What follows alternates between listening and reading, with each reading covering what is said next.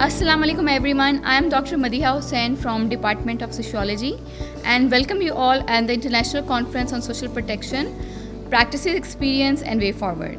The first technical session of the conference focuses on exploring the key areas of social protection.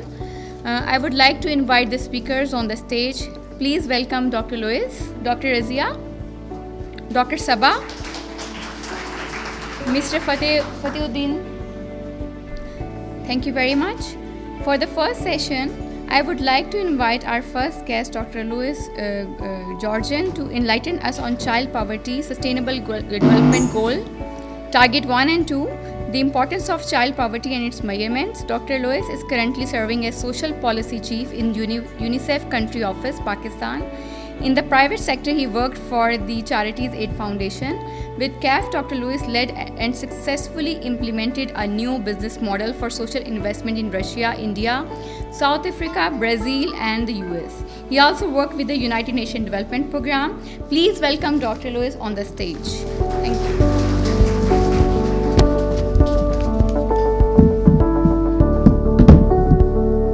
Good morning and Bismillahirrahmanirrahim. Dr. Savda, thank you so much for this invite.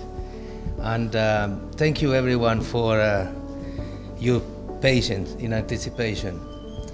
UNICEF is very proud to partner for this conference because social protection is one of the key areas of work.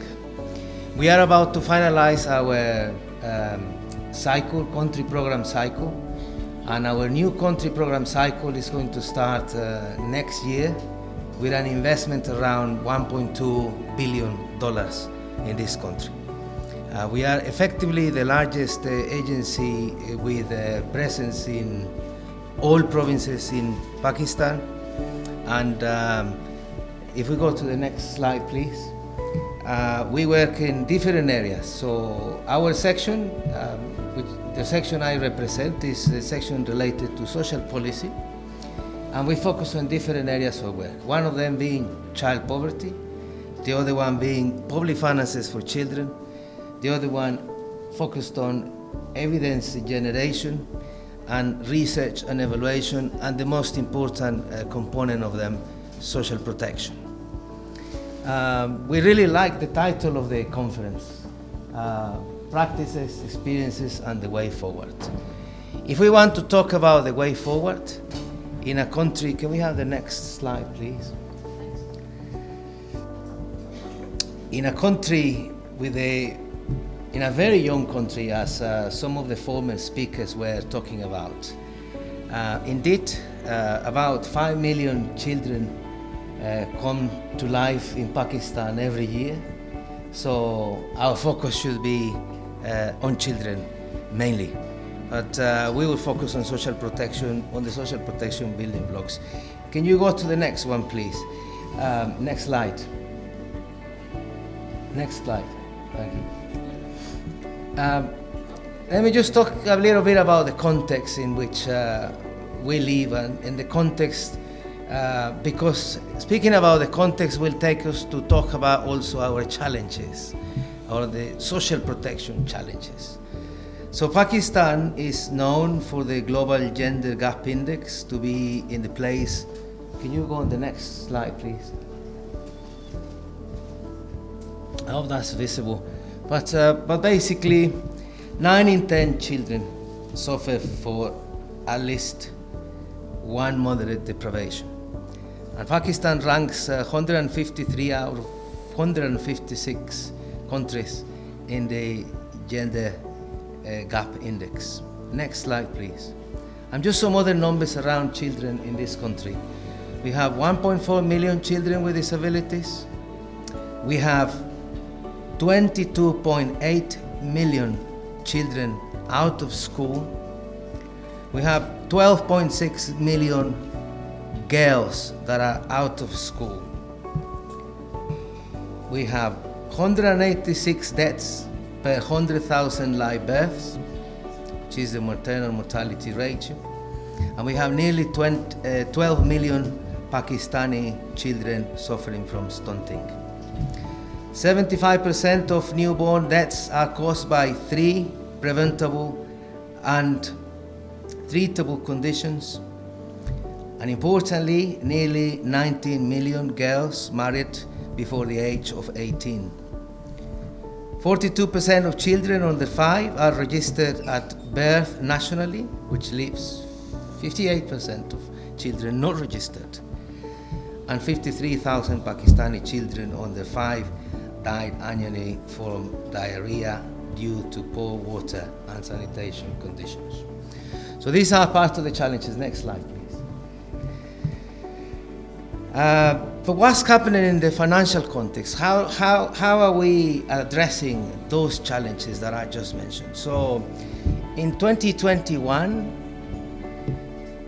in terms of expenditure, the government of Pakistan invested 29% in the debt service, 13% in the defense or national security, 0.29% in education, 0.11% in health, and 0.54% in social protection. So this in itself might be another challenge. So the way forward perhaps wants to include the way we invest in this particular branch. Let me continue by province around the challenges that children face. And why I wanted to focus this conversation around poverty, because poverty matters. It matters for Pakistan in order to attain the SDG number 1, for which Pakistan has committed, and the targets number 1 and number 2. This is social expenditure by province. I don't know if you can see it, but I hope the slides are circulated amongst participants later. Next slide, please. Let me go to, in order of,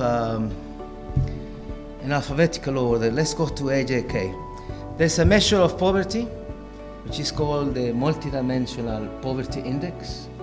It's not necessarily the best, but it's a measure that will allow us to get on with measurement and identifying children in poverty. So if you look at AJK, the heated map, or the heat map, AJK has an index of, or the results of the index, which looks at 3 different dimensions. One of them is living condition, the other one is housing, and the other one is health. So in AJK, we have 7.8% of children living in poverty, living in deprivation. Next one, please. I must say also these figures were presented by each of the provincial governments very recently, and actually these maps are presented by the governments themselves. The next slide, please. Now let's go to Balochistan, and this is very important because obviously we need to realize, the international community, the national organizations and institutions need to realize that we are talking about vulnerability and poverty pre-floods condition. Now we're in a different country that requires a lot of much of investment, because these people were suffering from these vulnerabilities. After the floods, very sure vulnerabilities and poverty and deprivation have increased.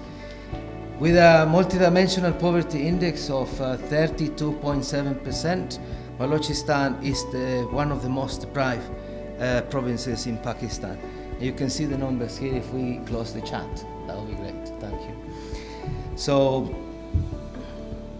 the next one for Gilgit-Baltistan, very quickly, 17.9% in the poverty index. The next one, KPK, with 19.6% of children experiencing poverty on the MPI. The next one, please, Punjab. In Punjab, 12% of children, according to the Punjab government, are experiencing poverty. Sindh, next one, please, 25.1% of children experiencing poverty. Now let me just refer to other figures that we have as well. Please, next slide. You can't see it there because it's not covered. But according to official figures in 2021, The annual development plan included a figure of 21.9% of people living in poverty, consumer-based poverty.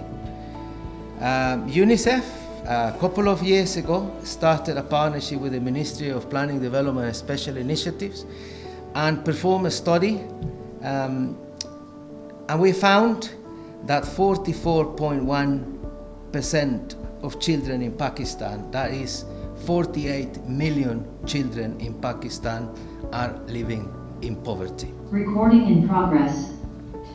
Well, I'm glad I didn't record before. So according to our own figures, for a study developed by UNICEF, small area estimates, which means we're not looking just at the provincial poverty, we're not looking just at the district poverty, but we're looking at 2 or 3 levels underneath districts. So that's a small area estimate. So in a small area estimate, UNICEF has found that 52.2% of children suffer from at least one severe deprivation. That makes 57 million children in Pakistan. When it comes to girls, 53.6%, that is 28 million girls, experience deprivation in comparison to boys. And when it comes to the measurement of inequality, the Child Development Index, for which my colleague Fateh will talk very soon about, we found out that the value of the index out of 1 is 0.575%, which means there is a spread inequality in Pakistan that is affecting children the most. Next slide, please. Now, why is it important to talk about the data landscape when we talk about child poverty? It's important to note that Pakistan is swimming in data. Actually, I've never seen a country with such a long or vast stock of data. So we have the HICE, we have the PSLM, we have the PDHS. Now we have completed all mix, the multiple indicator cluster survey, and we have a national nutrition survey and a child level survey, and we have a number of surveys, but we really lack information. So that's part of the way forward in social protection. How do we produce enough information from existing data? It's good to have data, but what we need to do moving forward for social protection is to create knowledge. And how do we create knowledge? Surveys, secondary data analysis, more analysis, and then another survey, and then more analysis, and then so on and so forth, and repeat. Why do we need knowledge? Because it's easy for us to talk about how many million children are out of school, but it's very important for us to know why those children are out of school. And that's the way forward for social protection in Pakistan. Because if we don't understand the matter, if we don't understand the issues, or what's behind the issues, or the underlying circumstances causing the issues, then we won't be able to, moving forward, work on the best policies and the best programming when it comes to social protection. Next slide, please. Another bit of the way forward is focusing on effective child poverty measurement. Nowadays, Pakistan uses the MPI, which is the Multidimensional Poverty Index. UNICEF has revised this index in terms of statistical reliability and validity. The results are not encouraging. You can go to the next one, please. We have found that the MPI is actually not entirely reliable for many variables. And we have found that also the Punjab MPI, for instance, is not entirely reliable.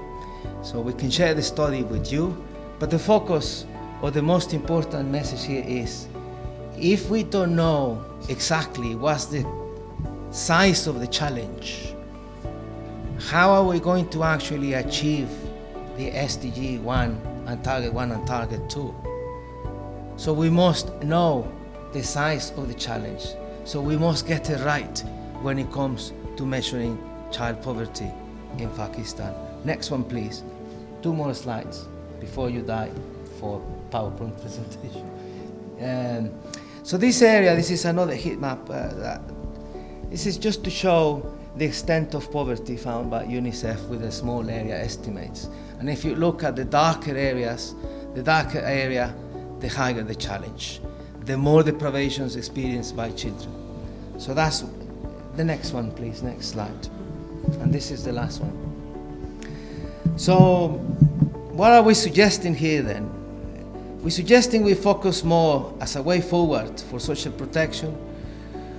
We're suggesting we look at an adequate measurement of child poverty.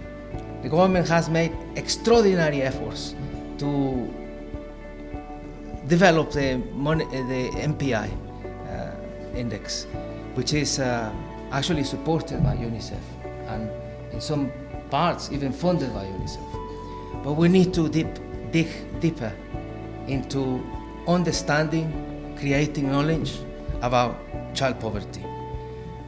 Another key message, another part of the way forward is looking at social protection in an integral manner. Pakistan has established one of the most significant, extraordinarily well-structured social registry in the world, and one of the most efficient and largest programs of cash transfers. But cash transfers are only, or social transfers themselves, are only one of the building blocks when we talk about social protection. So we must focus on the rest of the building blocks of social protection. And when we talk about social protection, we should avoid just talking about cash transfers because it's only one of the elements. Of course, it's a very important element, but we need to talk holistically. And another challenge and another way forward could be, and with this I finish, we need to look into governance and integration. We have a huge machinery, which is VISP. It's a social protection, well-oiled, well-engineered machinery. Now, how do we articulate the puzzle with the provinces so we avoid duplication, duplicity, ensure integrality or an integrated response? How do we bring Zakat and other schemes? How do we create this governance? I think the way forward, or we think the way forward, is around thinking about issues like governance, like conditionality, non-conditionality, and more importantly, the way forward will be after we generate evidence. For instance, when it comes to cash transfers, we need to look at expenditure analysis. Yeah, we're giving people money, but actually are them people using that money to buy food when we have stunting issues, when we have other sort of issues? So these are ideas only about how to go on the way forward, based on the name of this extraordinary conference that we're very pleased to attend. Thank you so much.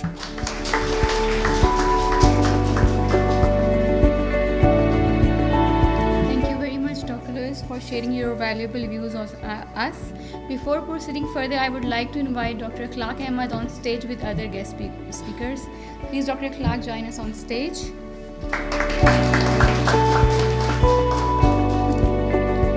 Now, as our next speaker, I would like to invite Dr. Rubina Zakkar, Director, Institute of Social and Cultural Studies, University of Punjab, to share her scholarly insights on girl-child vulnerabilities and social protection, nutrition, health, and education. Dr. Rubina Zakkar is currently serving as Professor of Public Health and Director of the Institute of Social and Cultural Studies, University of the Punjab, Lahore. She has proven research contributions in the area of gender-based violence, maternal and child health, human rights, and gender and development. Please welcome Dr. Rubina Zakar.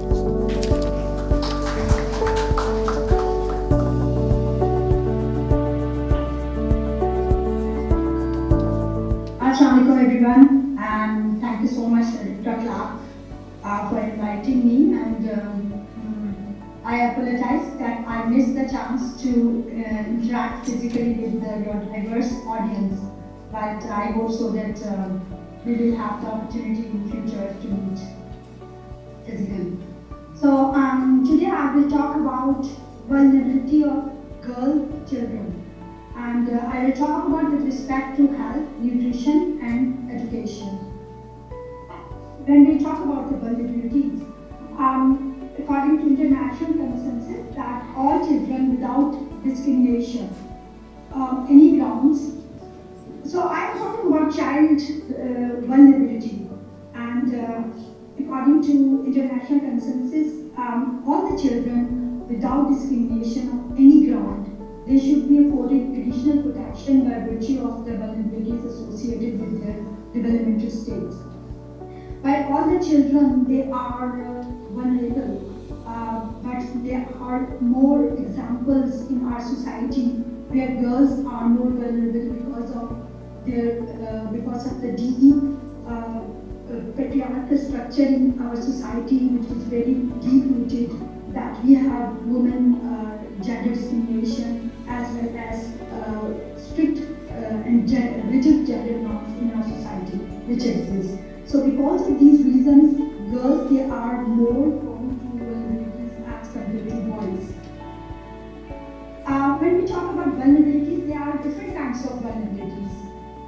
These are with respect to education, with respect to nutritional needs and health disparities. Girls, they are more exposed to early marriages and forced marriages. They experience teenage pregnancies, they experience more gender-based violence, and they are also involved in human trafficking. So these are the different vulnerabilities. Because of this reason, they are more exposed to different kind of gender-based violence. So if you talk about educational disparities, it's always well known that girls' education, it is very important because it is important for transforming communities and countries and even the entire world. If we educate our girls, then it means we educate the whole community.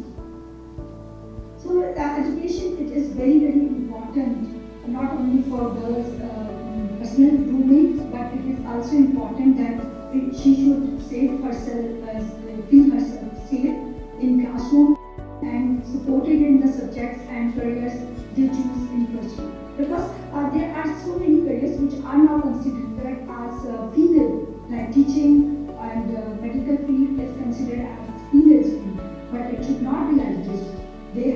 If they have the capacity to grow in different fields, they should be provided opportunity accordingly.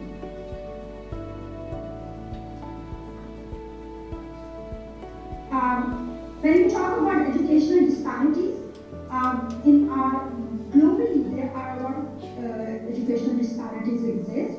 Around 129 million girls are out of school, including 32 million at the primary school level and 97 million at the secondary school level. When we talk about Pakistan, around 12 million girls, they are out of school. If you see Pakistan's statistics, around 20 million, more than 20 million children, they are out of school, which is 32% of the age group from 5 to 16 years. And if you see the statistics from different parts of Pakistan, you can see that in Balochistan, majority of 5 to 16 years children, they are out of school, and it's around 47%. Followed by Sindh, which is 44%. But with respect to absolute number, it's in Punjab there are more than 3 million children who are out of school, followed by Sindh, which is 6.4 million in Sindh, where the children of 5 to 16 years they are out of school. And if you segregate it with respect to gender, more girls they are out of school, which is more than 10 million according to the statistics from 2021.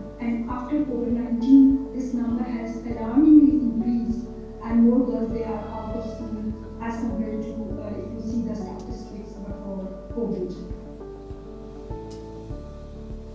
If you see what are the different barriers that girls, they are not in education, or they drop from the school, or they quit education.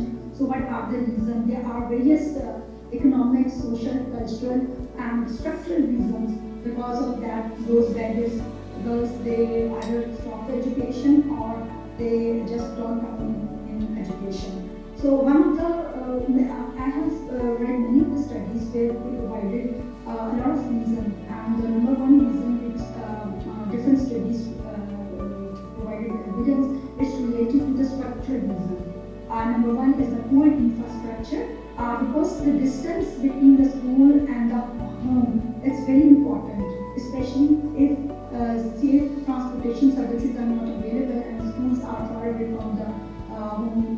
Then it is very difficult for parents to get girls into education.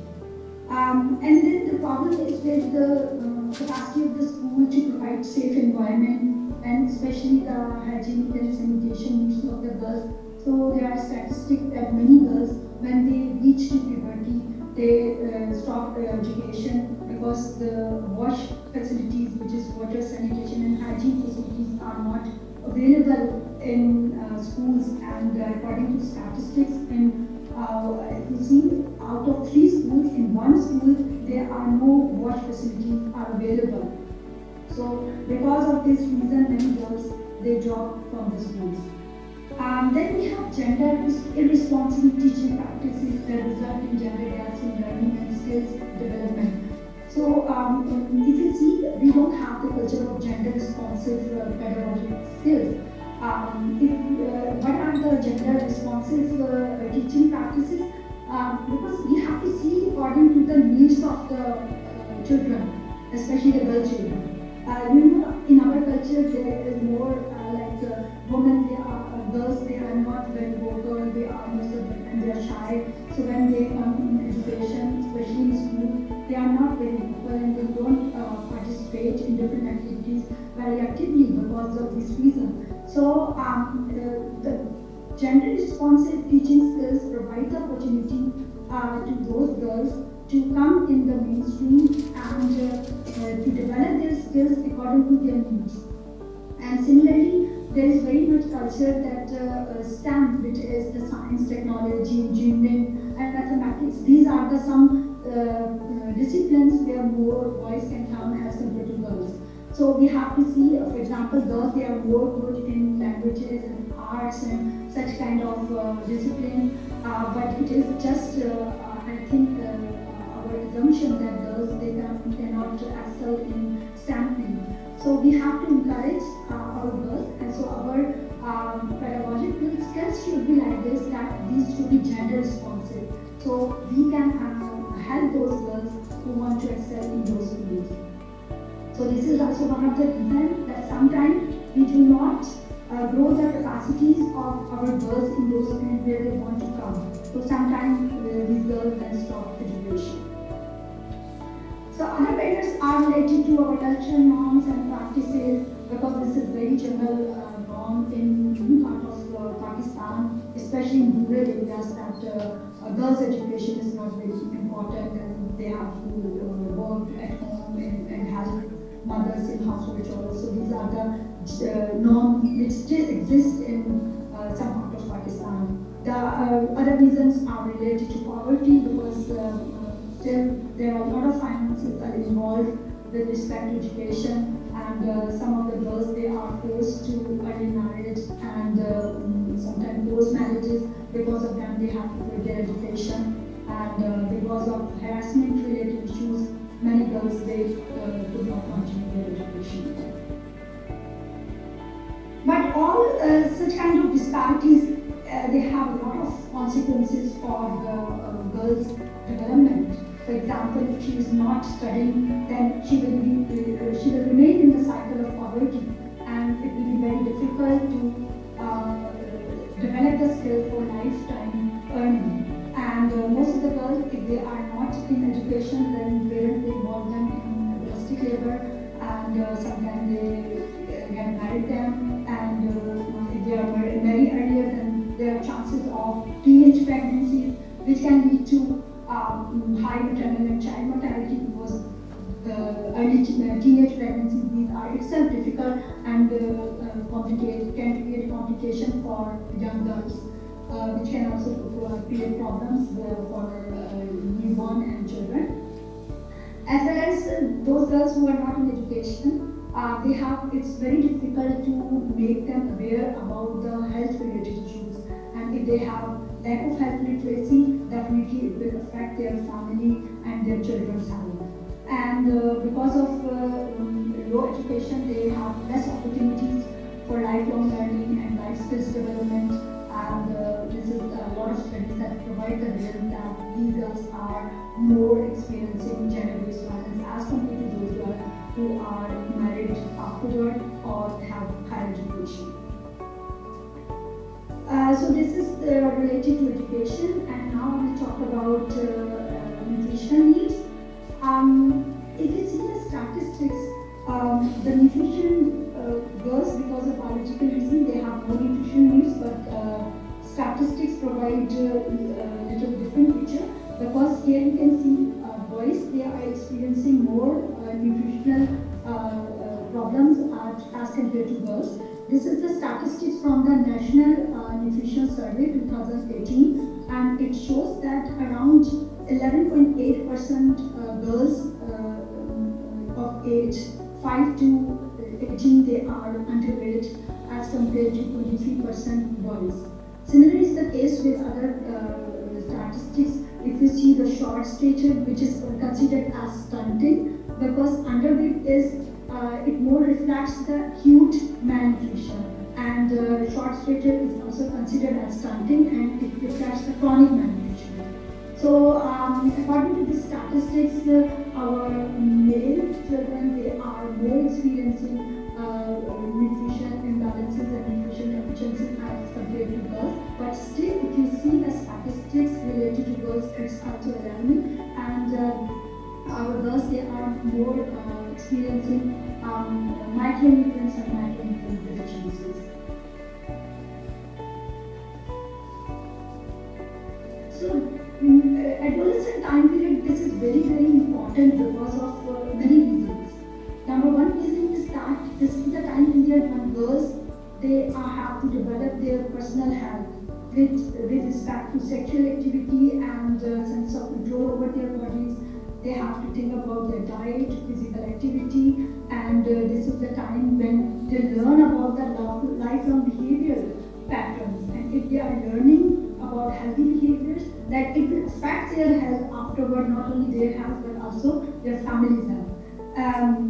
And ability to see, this is the time period when they see themselves as agent of change with respect to their own and their family's health. So this is the time when girls, they develop the skills, knowledge, education, which prepare them for safe livelihood. But if this time is missed, then it can have long-lasting implications for their health and therefore for their life as well. Because as I said, this is the time period when a lot of physical and psychological, social growth changes are coming in the bodies, as well as they need a lot of macro and micronutrients. But if there is deficiency, if you see human body, there are two stages which are considered as window of opportunity. So the first 1,000 days of human life, this is considered the first window of opportunity, because this is the time, first 2 years of life, the time when most of the developmental growth is happening. So if children, they are lacking in nutrition, then there are chances that it will affect their life afterward. So the second window of opportunity is the adolescent time period. So if this window of opportunity is missed, then there will be chances that it will affect not only adolescent girls' own health, but also the health of their children and their families. So that's why this is very, very important time period where the girls, they need special attention. Because of if this window of opportunity is missed, then it can lead to a lot of health problems such as undernutrition and micronutrition, and it can also lead to overweight, which can lead to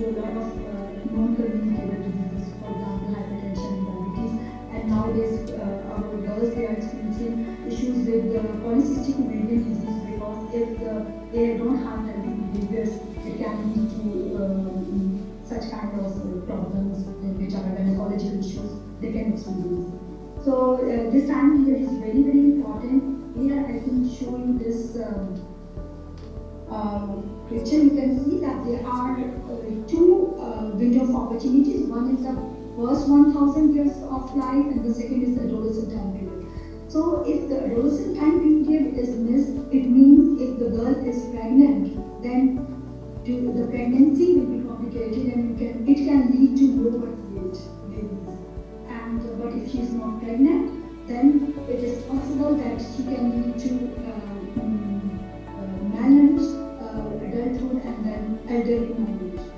But if she is pregnant and she is not taking proper food, and it can lead to low birth weight, and low birth itself, it has a lot of problem for children. It can lead to high maternal mortality and child mortality. It can lead to mental problems for children, and the children they will be sick. If they are frequently getting infection and diseases, then there are chances that they will not get proper schooling, school absenteeism, and so all these lead to a vicious cycle of poverty where the girls will remain if they are not taken care of during the two windows of opportunity. One is first 1,000 years of life, and the second is adolescent time period. So the other vulnerability which girls are experiencing is related to human trafficking. So human trafficking is very complex phenomena, and it occurs and thrives at the intersection of four factors. It can be the contextual factors. For example, if girls they are living in poverty and they are young girls, they are more exposed because of their gender, because of their age. They are more prone to such kind of you can say gender-based violence, and they are more vulnerable because if they are living in poverty, and especially the unstable time period. For example, natural disaster, after the natural disaster, after political instability, or because of some reason their social connections are lost, and then there are more chances that they can be exploited and to get in such kind of crimes. So most of the time it is considered that human trafficking it is a gender crime because more girls are involved in it, and because it is very easier for the traffickers to exercise control over children, especially girls. So that's why, because of many other reasons, this is also one of the reasons that more girls are in this business as compared to others. So when we talk about the human trafficking is it's very complex phenomena, and this doesn't happen in isolation. There are so many factors which plays their role. For example, living in poverty, strict patriarchal structure, more interest towards sexism, and unemployment. This is one of the reasons that sometimes girls they are living in poverty, and sometimes liberated business is shown by such kind of people, and then they engulf them in trafficking. And most of the time, girls, especially the young girls, they don't know about the business, and they are get involved in such type of business. So human trafficking is around 27% of all human trafficking victims worldwide. They are children, and 2 out of every 3 child they are girls. And those who are trafficked into sex industry and as domestic servants are more likely to be women and children. As we talked about demand and supply, because in different countries there are more demands for domestic workers, and they want girls. So because of this demand and supply reason, they usually come to those countries where easily they can get these opportunities. So human trafficking is very common in developing countries, and girls are more common involved in it. If you talk about Pakistan, 50,000 trafficking victims. You know, in Pakistan, most of the time these cases are not reported, and they are just only the tip of the iceberg where the cases are reported. And according to the provincial police report, 32,000 trafficking victims in 2020, and 15,255 those were women, and 6,937 were children. And a girl child is seen as commodity for profit and sexual exploitation, and which subject them to vulnerability for sexually transmitted infection and reproductive health issues. Human trafficking itself is a gender-based violence, but it is sometimes the result of forced and unwanted teenage pregnancies and forced marriages, because sometimes girls, they don't want to stay in those marriages, and sometimes they just want to move away from those relationships and get involved in such type of business. And so these are the different gender-based violence related problems girls are more experiencing as compared to boys. If you see the other vulnerabilities which girls are facing, this is early and forced marriages. As you know, the legal age in most of the countries is 18, but still in many developing countries, girls are experiencing that they are get married earlier. If you talk about Pakistan, according to Pakistan Demographic and Health Survey, 3.6% of girls under the age of 15 and 18.3% of girls under the age of 18 they married earlier. And according to one report where they have compared the statistics related to child marriage in Pakistan, Myanmar and Cambodia, the report has presented that 6% of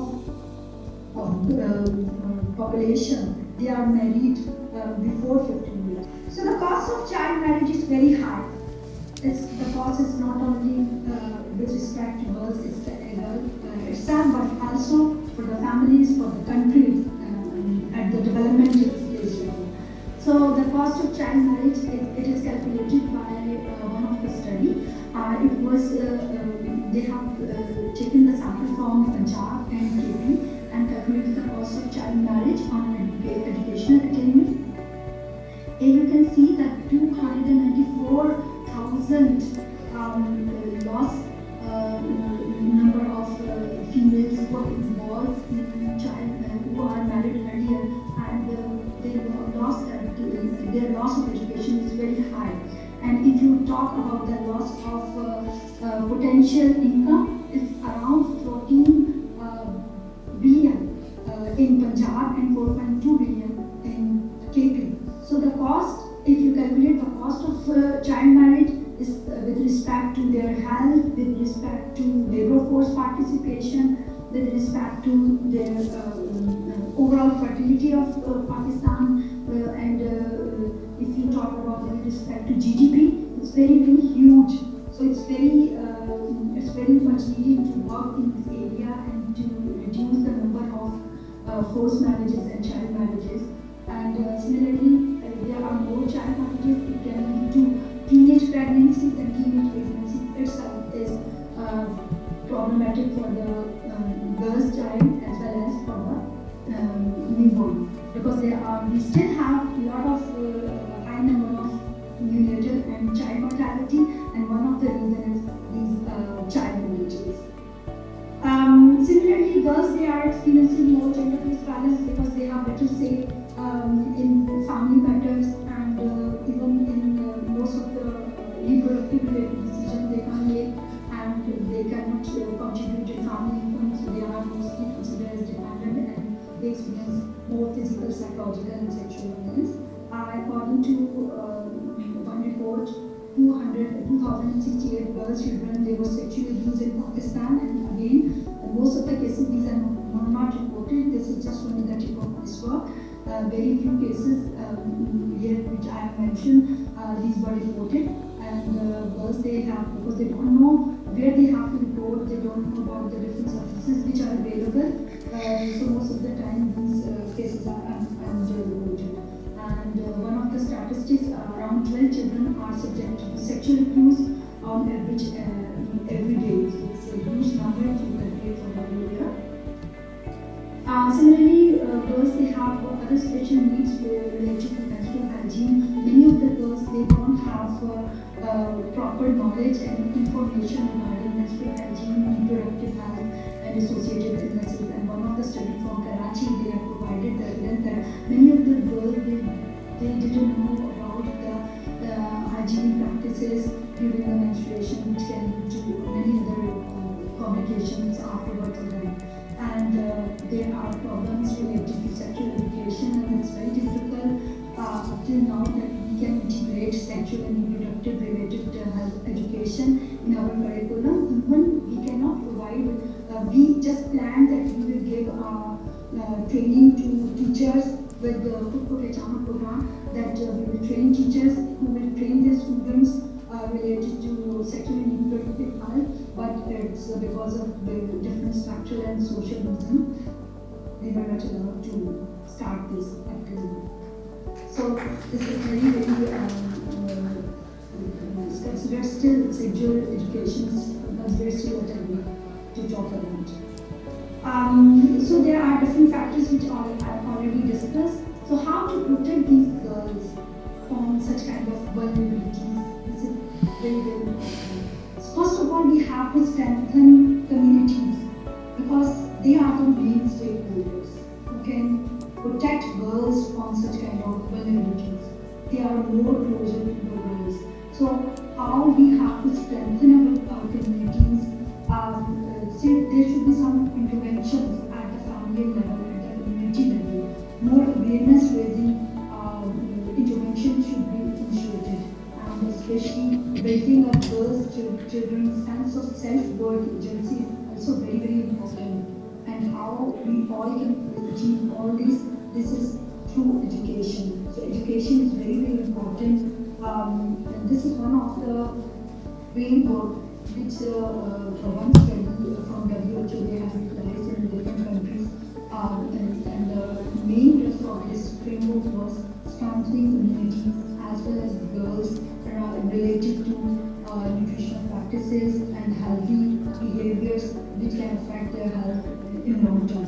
So now this the concept of lifelong life for support is most common, and according to life for support, the many factors which are initiated even before the birth of child, it can affect their health.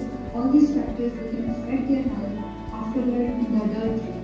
So most of the studies are providing evidence that more number of communicable and non-communicable diseases are the result of those factors which affect the health of human being before the birth. So it means that we have to strengthen, we have to make our girls more stronger, more educated, so they can make their nation healthy and good nation. So a lot of I have suggested some interventions which can be needed, and one of the most important intervention is how we can improve girls' schooling and make them the girls who are out of school, how we can make them invest roles in education again. And there should be some programs which can focus especially on those girls who are out of school, who are married, who are experiencing teenage pregnancies, and how we can make them back to school and back to education. Thank you so much, Dr. Rubina Zakar, for sharing your views with us. Now I would like to invite Dr. Sabah Shuja. Dr. Sabah Shuja is a medical doctor with post-graduation in public health. She is working with UNICEF as Early Childhood Development Manager. For the last 8 years, she has worked with various national and international organizations like MNCH, HIV/AIDS, TB, child labor, and nutrition. Please welcome Dr. Sabah Shuja on the board.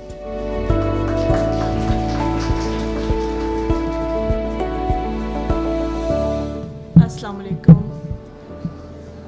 It was a long session. Rest assured, I'll be very brief. Let me introduce myself. I'm Dr. Sabah. A detailed introduction has already been given. Thank you, Dr. Razia. Thank you, August panelists. Thank you, dignitaries. Thank you, above and all, to all students to be here and listening to us.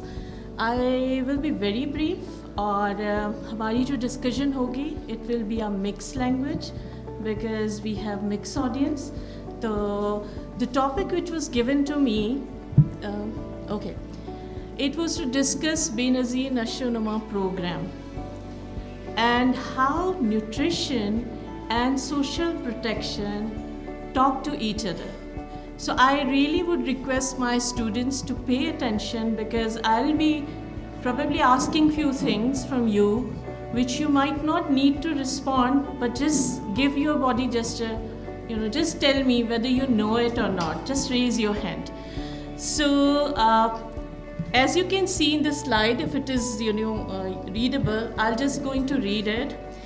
Benazir Nasho-Numa program, it's a conditional cash transfer program to address stunting in the country. By whom? By Benazir Income Support Program led by Government of Pakistan, not by UNICEF, not by any agency. So don't mistaken ke koi UNICEF ka hai. I'm just here to bring two dots together, that what is the nutritional situation in our country and how social protection and why social protection should interact. So this is basically an initiative by Ministry of Poverty Alleviation and Social Safety. We're partnered like WFP, UNICEF, World Bank and many more are already contributing to it. So we are standing behind together with Government of Pakistan when it comes to this project. Next slide please. Why we need to work on malnutrition? Just a quick survey. Do you know what is stunting? Just raise your hand. अच्छा कुछ लोग हैं जो जानते हैं. Do you know what is wasting? No. आसान अल्फाज में मैं बताती हूँ अपनी सलीस ज़बान में. हमारे यहाँ पाकिस्तान में बच्चों के माँओं के मैल न्यूट्रिशन के हवाले से हालात काफ़ी संजीदा और रंजीदा हैं. वो क्या हैं?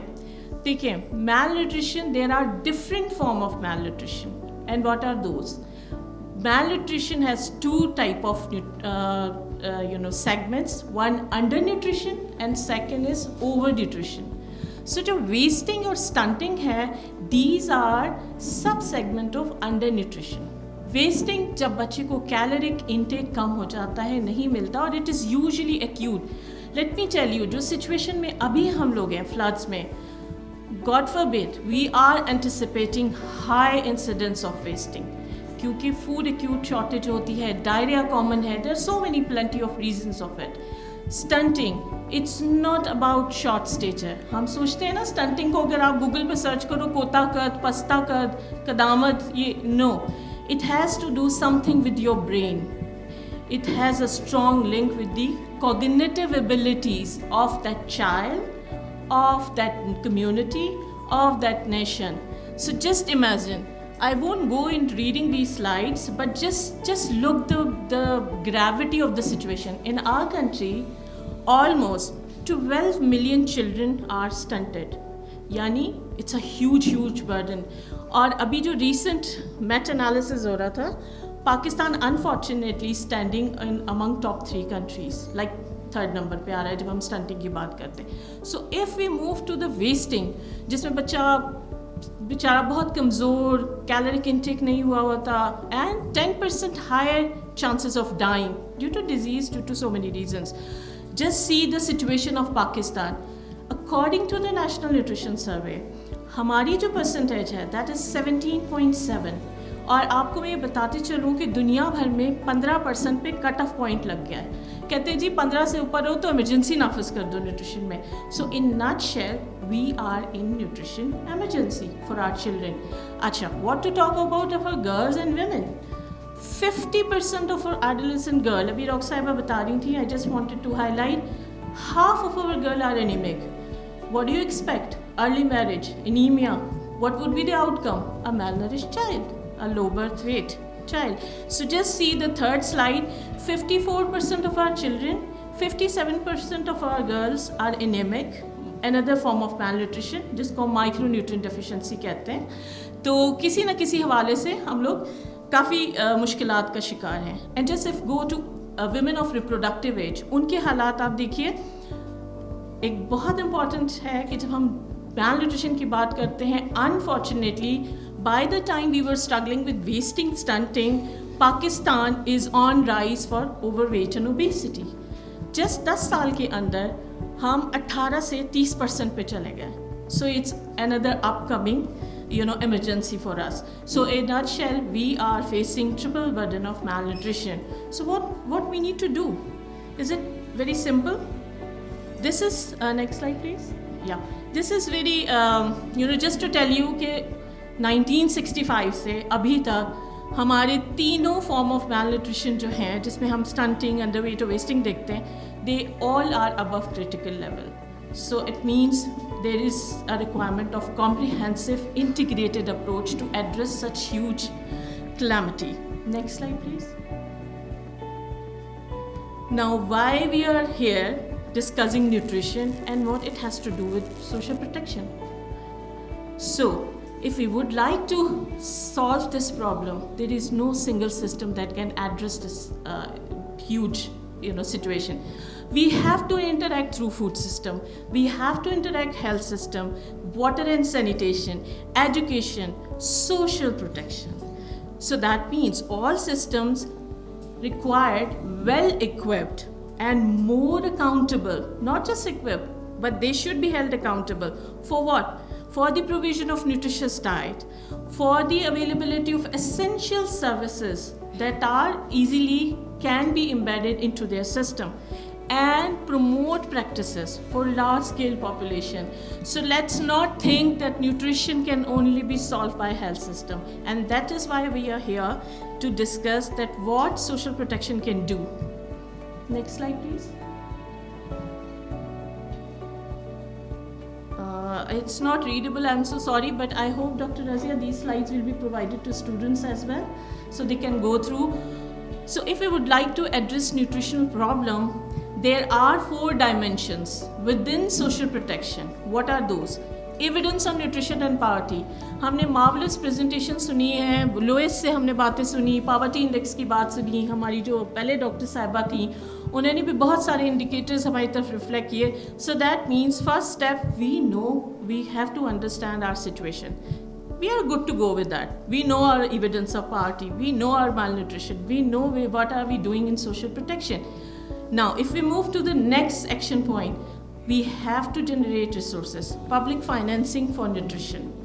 Third, what we need to do, our social policies should be very sensitive towards nutrition. It should talk about nutrition.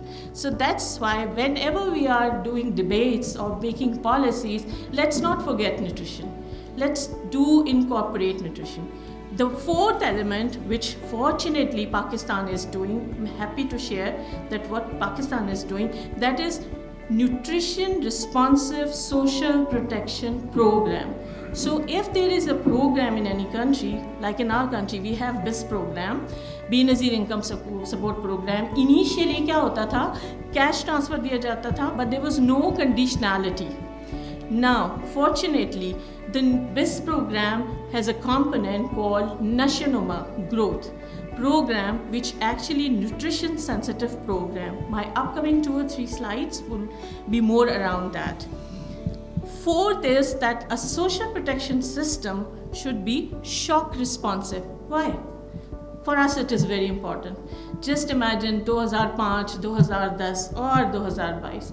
हमारे यहाँ unfortunately हम disaster prone country हैं. So our all system, including social protection system, should be shock responsive. So any policy through social protection should talk about nutrition, resilience, climate sensitive policies under social protection. Next slide please. Okay, so now let's talk about Benazir Nashanuma program, which is a nutrition sensitive conditional cash transfer program. ये करता क्या है, कहता क्या है? ये कहता है कि जी through this social protection program we would like to address our huge problem of stunting. किसके दरमियान? Under 2 years के जो हमारे बच्चे हैं उनके दरमियान. How? To prevent stunting, we need to take care of mothers. So the model is not only talking about children, but model do talk about mothers as well. So the target audience of this program is children under 2, pregnant and lactating women, but within BIS beneficiary. Those who are enrolled in BIS program based on Poverty Scorecard Index, they are eligible to be provided such support, because the social protections principle is to take care of poorest of poor, and this is nutrition sensitive. The scale of this program, initially back in 2020, it was started with pilot as 14 districts. Now it has been underway, and it will be scaled up in all districts of Pakistan. Intervention. So when it comes to conditional cash transfer, so हम cash transfer देखें तो 2,000 for boy child and pregnant women, और 2,500 for girl child. Objective क्या है? Objective वही है जो भी मैंने आपको बताया, वो सारी सिचुएशन जो हमारी थी कि हमने एनीमिया रिड्यूस करना है. We have to reduce anaemia and micronutrient deficiencies among women. We need to take care of weight gain of pregnant women who are underweight during pregnancy. All these will actually contribute into the reduction of low birth weight. So and provision of certain supplements would provide addressing the stunting issue. Next slide, please. What are the interventions? Just quickly, within this program design, antenatal, postnatal, growth monitoring are mandatory. These are conditionalities. जब तक ये होंगे नहीं, पैसा नहीं मिलेगा. So it is linked with this social transfer program कि आप क्या क्या करेंगे so that a household can be benefit through that cash. Second is provision of specialized nutrition food to pregnant and lactating women and children under 6 to 23. यहाँ पे एक चीज़ मैं कह दूँगी, मुझे बता दीजिएगा 15 मिनट जब होने लगे. So I just would like be quickly wrapping up. हमारी जो पहली प्रेजेंटर थी उन्होंने कहा कि जी स्टैटिस्टिक्स ये बताते हैं कि गर्ल चाइल्ड जो है वो बेहतर है बॉय चाइल्ड से. अच्छा, इसकी बड़ी लॉजिक है. When we got this information, we were surprised and we went into the formative research. We did national complementary feeding assessment to get the insight कि ऐसा क्यों हो रहा है. Do you believe me that why it is happening? Because boys are preferred and they are privileged to get formula milk. They are privileged to get chocolates. They are privileged to get chips and papad by dada, nana, whatever, by father as well. All these food habits are actually contributing negatively to boys. That privilege, so-called, is not available to the girl. Her food is relying on the available food at the home. Let's not undermine our aloo, pyaz and all those things. All are very good in nutrients, but it's just that how we perceive our nutrients. So coming back to the topic, third is immunization to pregnant lactating women and children. So immunization भी इसमें शामिल है बच्चों की. और last slide. उसके बाद जो चौथा है वो है awareness sessions to mothers and children who are enrolled in the program about quality diet and of course receiving cash. Next slide, please. This is just one slide to tell you, I won't go into the reading. While going through the Benazir National program, thanks to Government of Pakistan, they have invited UNICEF because social behavior changes are niche, and they said, could you please contribute into that arena as well. So what we are trying to do to improve these social behavior change segment within that program, that is one. And going through this program, we have identified that इतने ज़्यादा बच्चे malnourished हैं जिनका 10% chances हैं dying के. So let's incorporate that treatment component into this program as well. So it is upscaled and strengthened program for all children. Next slide, please. This is my last slide, and I doubt you can read, but this is how this model is. That there is a registration desk जहाँ पे वो family आती है, identification होती है बिस card के बुनियाद पे. Then doctor verify mother and child about their malnutrition status. Then there is a registry, anthropometric measurement, बच्चा malnourished है नहीं है, कौन सी कैटेगरी में है. And then that household is receiving supplements and therapeutic food, counseling, immunization, compliance, and cycle again. So since we have short time, so I won't go into the detail, but would love to be providing upcoming sessions and follow-up discussion on that. Thank you very much for your attention. Doesn't tell us where the children are in this category, because children are invisible. Study shows that 50% of the children experience more poverty than adults. Money cannot always purchase what children need. If you are in a rural area and with no medical services, then it doesn't matter how much money one has. You cannot purchase what is being offered there. So child poverty is a direct observation of the poverty suffered by children. So the child poverty is mainly defined as the child who lacks public and or private material resources to realize the rights of constitutive of poverty is considered poor. So this definition of child poverty is independent of income. Next slide, please.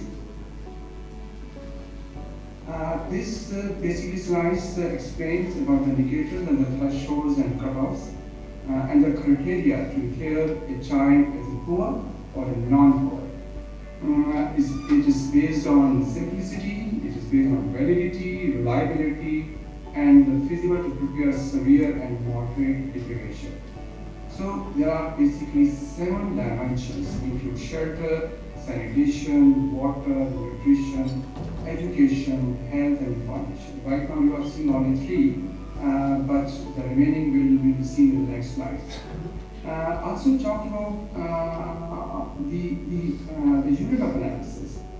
Each cohort of child age were applicable. So the unit of analysis is not the household itself, it's basically the child himself or herself.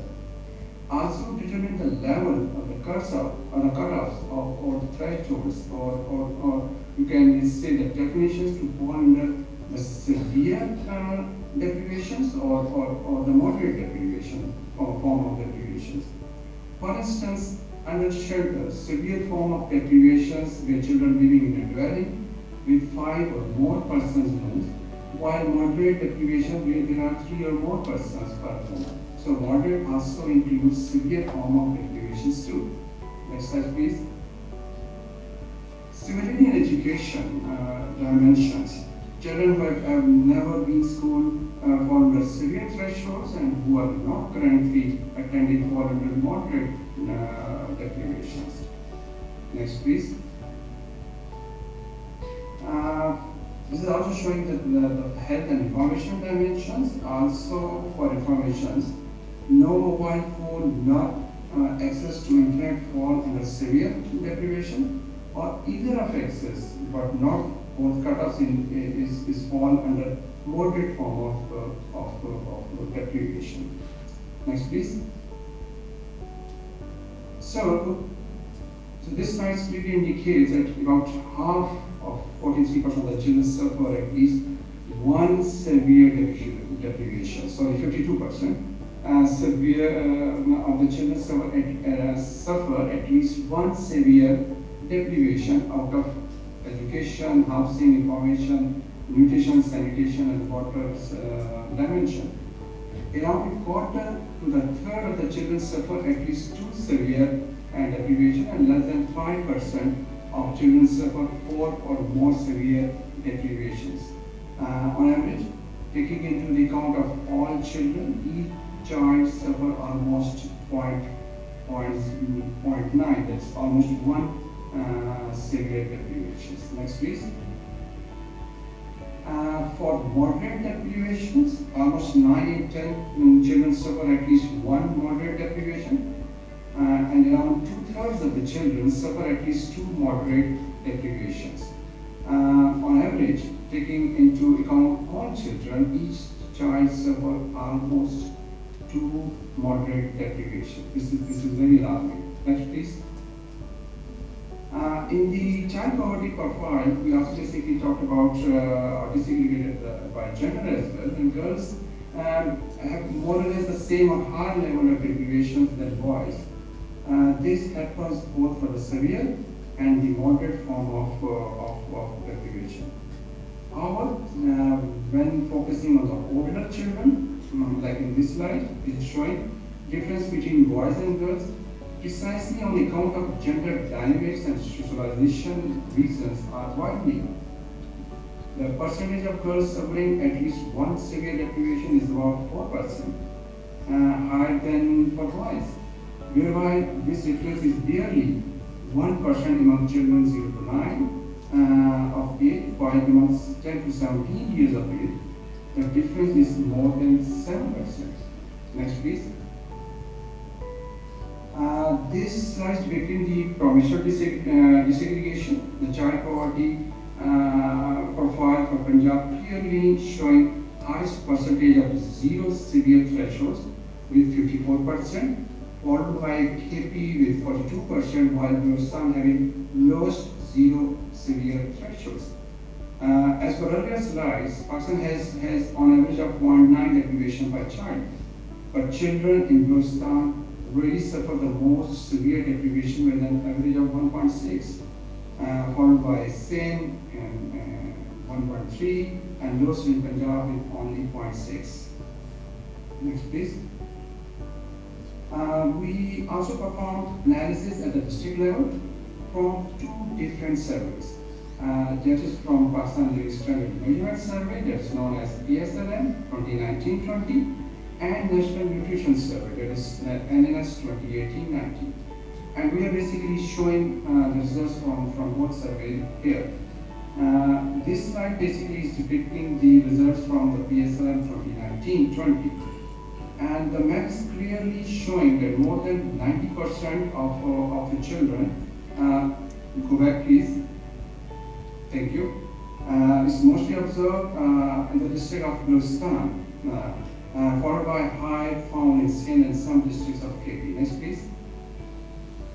And this basically showing the at least moderate deprivations. And again, these alarming situations in the district of Balochistan and KP. Next please.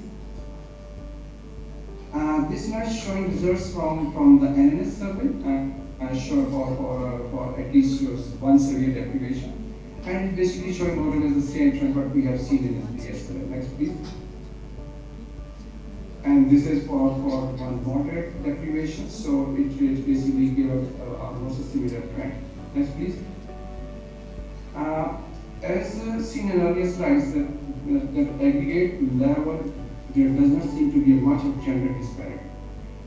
This is due to the fact that most of the indicators used in immunization usually do not much of a difference between boys and girls. However, when intersectionality is considered, for instance, when rural girls compete with the rural boys, the gender difference are very much clearly evident, like 44% of urban female versus 65% in rural female at the severe thresholds. Next please. This is basically showing the each deprivation contributions. So I'm not going to read it. So please go to the next slide, please. This is the key slide. What we try to exhibit during this presentation. That it isn't necessary that households that are outside of moderately poor, children are not poor. Two, as children are invisible. This is what we studied in the earlier slides. This slide is clearly depicting the same phenomena that's showing that more than half of the children, that is 58%, who are suffering at least one severe deprivation, are living outside of the moderately poor households. And this is a segment highlighted by this study to be looked into more carefully. Next please. When transformed, that 57% was suffering at least one severe and living in a non-poor household, are falling at least at one deprivation is 23% and at two is 10% and so on. So it's clearly indicating that among the children who are living in non-poor are really deprived or have a moderate threshold as well. Next please. We calculated the child poverty from different survey for different period of time. It's clearly evident that even of difference across survey. a very slight reduction in the child poverty observed during the last 7 to 8 years. Next slide, please. While comparing the two data points, that is for 2014 PSLM and 2019, it's basically clearly showing that there is an increase of at least 0 severe threshold from 41 to 48, and clearly indicating and leads to the improvement which may also be observed from severe threshold at 2 to till severe threshold at 5. Next, please. This showing is trending the same results what I've seen shared earlier, but by this time by area of residence and gender group. It is interesting to know that more reduction of at least one severe deprivation is observed among rural and female from 68 to 60 and 60 to 54 respectively. Next, please. This basically showing the sensitive analysis also from rank correlation. Next, please. So, what's the nutshell of the results? The different survey have a different missing variables. So the gender difference seems small when taking all children into account. There are gender and geographic differences, which and the profile of child poverty is similar across surveys to the last 5 to 6 years. And when strictly comparable indicators and threshold are used, a decline seems to be evident. So thank you very much for your time and patience. And again, sorry I took more time, I have to leave for another important meeting. So thank you very much. Thank you so much, Mr. Pateh. Now I would like to invite Dr. Razia Safdar. Dr. Razia Safdar, she is the Executive Director, SPRC, that is Social Protection Resource Center, Islamabad. She also served as Deputy Director at the Ministry of National Health Services, Regulation and Coordination. She was a focal point for environment, health, food safety and the WASH and the ministry. Please welcome Dr. Razia Safdar.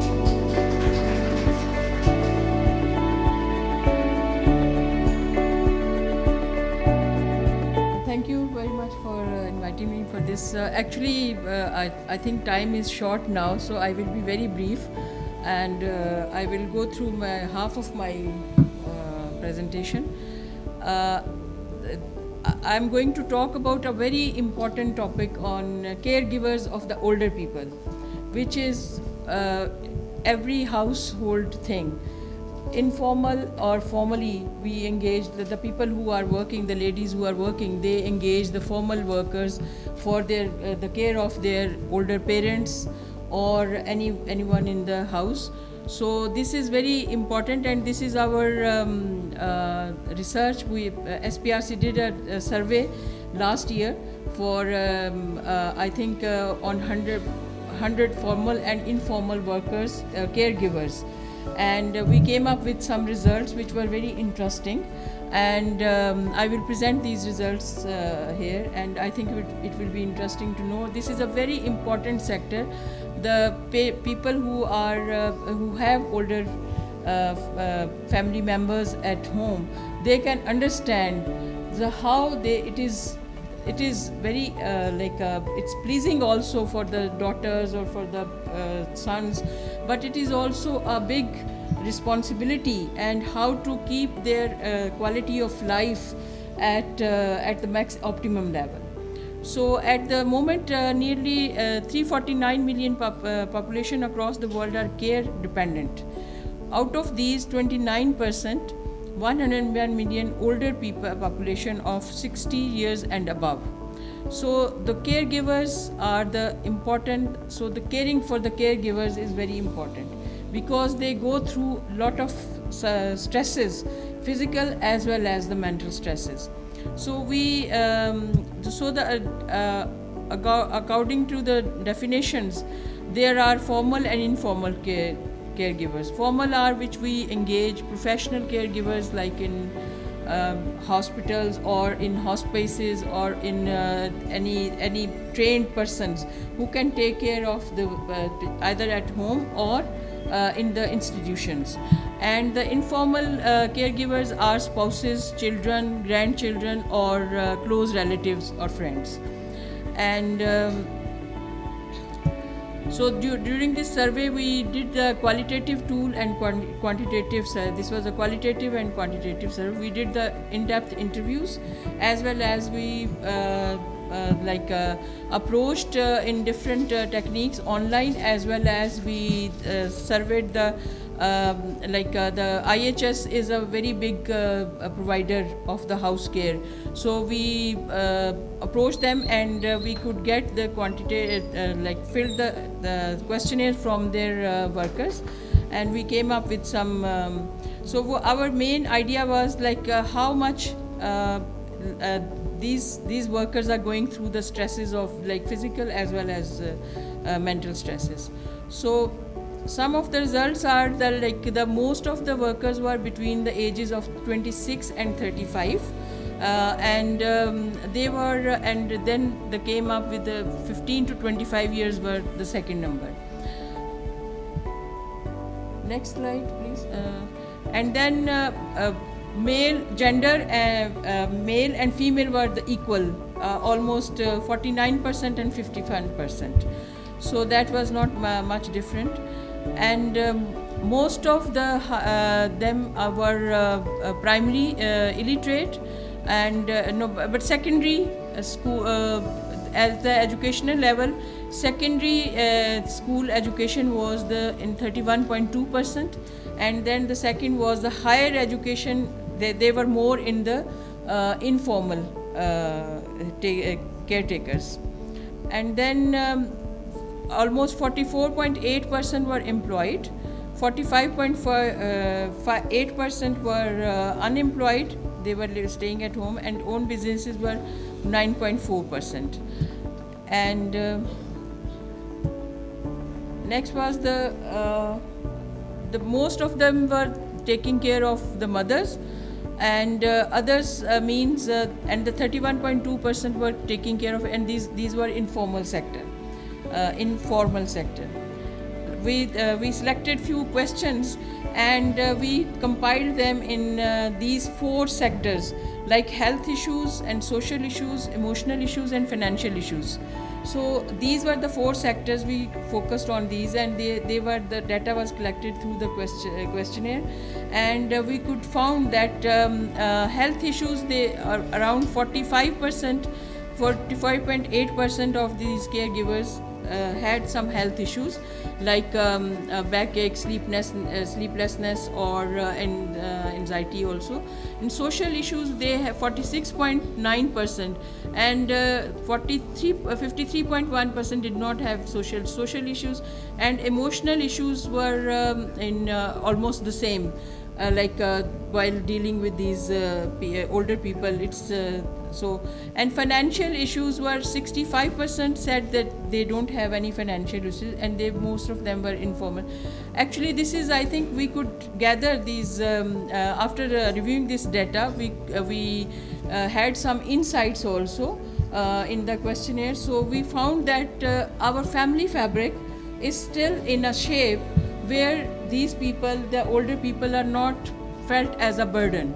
So that's why the financial issues were not spending on the parents, or the spending on the older persons in the family was not it was not a burden, so they did not mention it in it.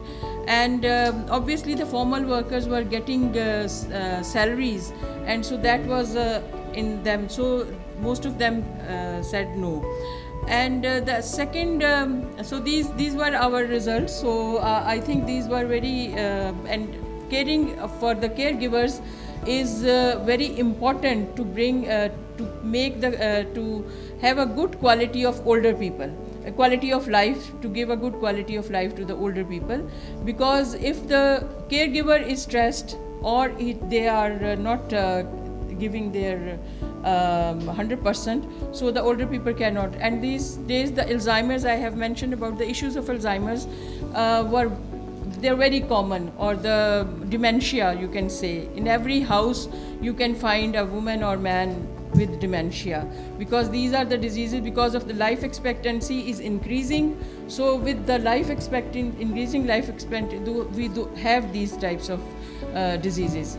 Second thing is I would like to mention about the climate change effects on the social protection. That is a huge future crisis which is going to happen, and it is and that is related to the older people. Older people are more affected because at that time they are not given the medication, which is most of the older people are suffering from the chronic diseases. So at the time of these disasters, we cannot provide them the medicines, especially the mental health medications and the mental health other counseling or other things. And with the displaced population, there are other lot of things to do for the children, for women, for younger people. So these people are neglected. So we need to think about a type of life course social protection so that they are self-sufficient and they are not. We did an index on well-being of the older people. So we found out that the functional disability and intrinsic ability is the most common thing, is the most important thing, which leads these people to a better quality of life. And in pension system also in Pakistan, we have only 5% of the people are covered with under pension. So these are the issues which need to be discussed in further, and we need to work on that. So thank you very much. So this was my brief presentation. I had a lot of data, but due to time, thank you very much.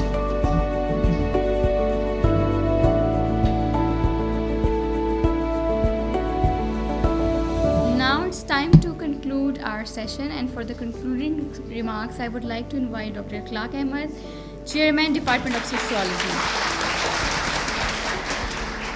Dr. Clark Ahmed has a professional career spanning over 20 years in academia and development sector. He extensively writes for the well-reputed international and national research journal, including Impact Fighter. He is contributing with the research to the international and national conferences on different social issues.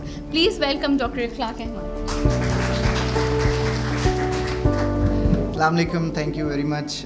मेरा ख्याल है I'm the person who is left with the tiny time, क्योंकि मेरे पास शायद ये भी कहने के लिए नहीं है कि मेरे पास बहुत छोटा टाइम है.